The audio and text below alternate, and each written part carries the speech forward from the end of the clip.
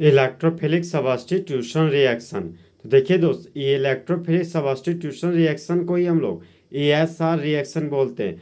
तो एक ऐसा रिएक्शन जिसका शुरुआत इलेक्ट्रोफाइल करता हो वह हमारा इलेक्ट्रोफिलिक सब्स्टिट्यूशन रिएक्शन कहलाता है। तो इस रिएक्शन में एक इलेक्ट्रोफाइल आएगा और दूसरा इलेक्ट्रोफाइल जाएगा। तो आने वाला इलेक्ट्रोफाइल हमारा क्लोरोनियम आयन हो सकता है, ब्रोमोनियम आयन हो सकता है, नाइट्रोनियम आयन हो सकता है, मिथाइल कार्बोकेटायन हो सकता है, चाहे एसिटाइल कार्बोकेटायन हो सकता है। लेकिन जाने वाला इलेक्ट्रोफाइल हमेशा फिक्स होता है जिसका नाम है प्रोटॉन, और गाना गा के जाता है कि अच्छा चलता हूँ दुआओं में याद रखना, मेरे जिक्र का ESR तुम ख्याल रखना। तो देखिए, सबसे पहले जानेंगे कि रिएक्शन क्या होता है। तो जिस तरह दोस्त मंगरा को मंगरी पसंद है, उसी तरह जिस तरह मौसम बदल जाता है उसी तरह रिएक्टेंट प्रोडक्ट में बदल जाता है और वह हमारा रिएक्शन कहलाता है। और हम जानेंगे दोस्त सब्स्टिट्यूशन रिएक्शन क्या होता है। तो देखिए दोस्त, सब्स्टिट्यूशन रिएक्शन का मतलब हो गया रिप्लेसमेंट रिएक्शन। तो एक ग्रुप का आना और दूसरे ग्रुप का जाना उसको सब्स्टिट्यूशन रिएक्शन बोलते हैं। जिस तरह हम लोग की ज़िंदगी में एक गर्लफ्रेंड का आना और दूसरी गर्लफ्रेंड का जाना रिप्लेसमेंट और गर्लफ्रेंड बोलते हैं। तो उसी तरह एक ग्रुप का आना और दूसरे ग्रुप का जाना सब्स्टिट्यूशन रिएक्शन कहलाता है। अब दोस्त, इलेक्ट्रोफिलिक का मतलब क्या होता है। तो इलेक्ट्रो का मतलब इलेक्ट्रॉन हो गया, फिलिक का मतलब लविंग हो गया। तो जो इलेक्ट्रॉन से लव करता है उसको इलेक्ट्रोफाइल कहते हैं। और इलेक्ट्रोफाइल को पहचानने का ट्रिक है दोस्त, लव, प्यार और धोखा। तो लव का मतलब हो गया इलेक्ट्रॉन लविंग स्पीसीज को इलेक्ट्रोफाइल बोलते हैं, पुअर का P। तो इलेक्ट्रॉन पुअर स्पीसीज को इलेक्ट्रोफाइल बोलते हैं। धोखा का D, इलेक्ट्रॉन डिफिशियंट स्पीसीज को इलेक्ट्रोफाइल बोलते हैं। और धोखा कौन देता है? Lewis acid. हम लोग दोस्त इलेक्ट्रोफाइल को कैसे पहचानेंगे? तो जो कैरी करता हो पॉजिटिव चार्ज, जिसका मुंडी पर हो पॉजिटिव चार्ज, वह हमारा इलेक्ट्रोफाइल कहलाता है।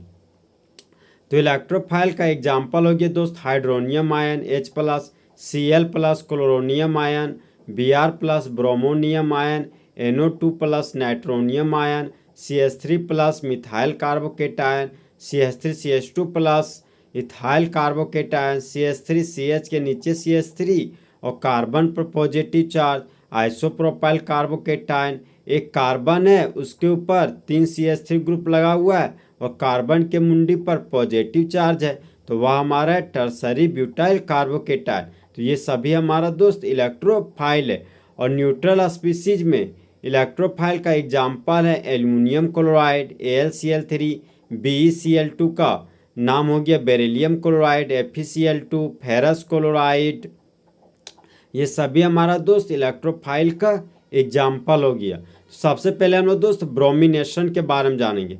तो एसन का मतलब रिएक्शन हो गया, और रिएक्शन किसके साथ कराना है? ब्रोमीन के साथ। तो जब एनिसोल का रिएक्शन ब्रोमीन के साथ करते हैं तब मेन प्रोडक्ट के रूप में ऑर्थो पैरा प्रोडक्ट बनता है, जहाँ पर ऑर्थो के रूप में हमारा 2 ब्रोमो एनिसोल और पैरा के रूप में पैरा ब्रोमो एनिसोल बनता है। तो ऑर्थो ब्रोमो एनिसोल में भीड़ भाड़ ज़्यादा होने की वजह से स्टेरिक हिंड्रेंस ज़्यादा है, तो बनने का क्षमता कम होगा तो स्टेबिलिटी भी कम होगा।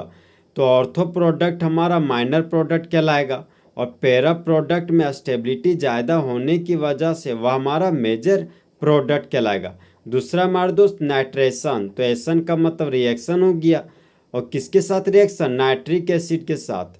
तो जब एनिसोल का रिएक्शन नाइट्रिक एसिड के साथ करते हैं कॉन्क H2SO4 की उपस्थिति में, तब बाय प्रोडक्ट के रूप में वाटर बनता है और मेन प्रोडक्ट के रूप में ऑर्थो नाइट्रो एनिसोल और पैरा नाइट्रो एनिसोल बनता है, जहाँ पर ऑर्थो नाइट्रो एनिसोल हमारा माइनर प्रोडक्ट है और पैरा नाइट्रो एनिसोल हमारा मेजर प्रोडक्ट है।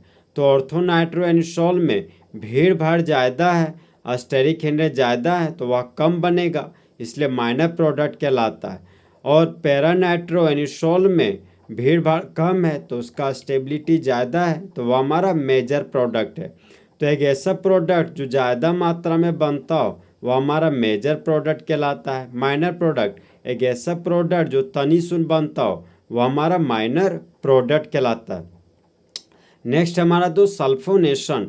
तो जब एनिसोल का रिएक्शन कॉन्क H2SO4 के साथ करते हैं हीट के प्रेजेंस में, तब मेन प्रोडक्ट के रूप में 2 मिथॉक्सी बेंजीन सल्फोनिक एसिड और 4 मिथॉक्सी बेंजीन सल्फोनिक एसिड बनता है, जहाँ पर 2 methoxy benzene sulphonic acid minor product है और 4 मिथॉक्सी बेंजीन सल्फोनिक एसिड हमारा मेजर प्रोडक्ट है।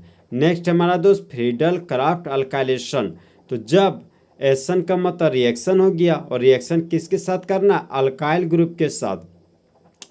तो जब हम लोग एनिसोल का रिएक्शन मिथाइल क्लोराइड के साथ करते हैं अनहाइड्रस एल्युमिनियम क्लोराइड की उपस्थिति में, तब मेन प्रोडक्ट के रूप में 2 मिथॉक्सी टोल्यूइन और मेजर प्रोडक्ट के रूप में 4 मिथॉक्सी टोल्यूइन बनता है। नेक्स्ट हमारा दोस्त फ्रीडल क्राफ्ट एसाइलेशन।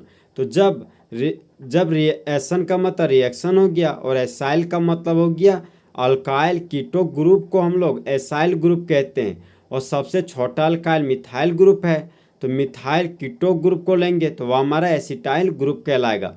तो जब एनिसोल का रिएक्शन एसिटाइल क्लोराइड के साथ करते हैं अनहाइड्रस एल्युमिनियम क्लोराइड की उपस्थिति में, तब बाय प्रोडक्ट के रूप में HCl बनता है और मेन प्रोडक्ट के रूप में 2 मिथॉक्सी एसीटोफिनोन और मेजर प्रोडक्ट के रूप में 4 मिथॉक्सी एसीटोफिनोन बनता है, जहाँ पर माइनर प्रोडक्ट हमारा 2 मिथॉक्सी एसीटोफिनोन है, क्योंकि वहाँ पर भीड़ भाड़ ज़्यादा है, अस्टेरिक हिंड्रेज ज़्यादा है, तो बनने का क्षमता कम है, तो स्टेबिलिटी कम है, तो वह हमारा माइनर प्रोडक्ट कहलाएगा। और पैरामिथॉक्सी एसीटोफिनोन हमारा मेजर प्रोडक्ट कहलाएगा। तो इस तरह हमारा दोस्त ESR में होने वाले रिएक्शन को पढ़ा जाता है, ना कि बेंजीन के ऊपर सिंगल बॉन्ड CH3।